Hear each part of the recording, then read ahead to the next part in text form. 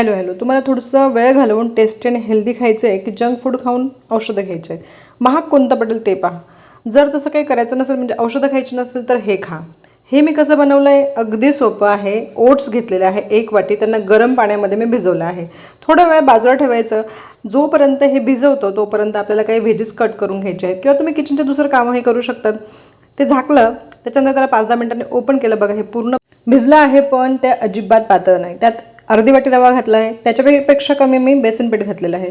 3 चमचे दही घातलेली आहे आणि याला थोडंसं पाणी टाकून आपल्याला पुन्हा याला एक पेस्ट बनवायची. पण पेस्ट जास्त पातळ नाही, थोडी घट्टसरच.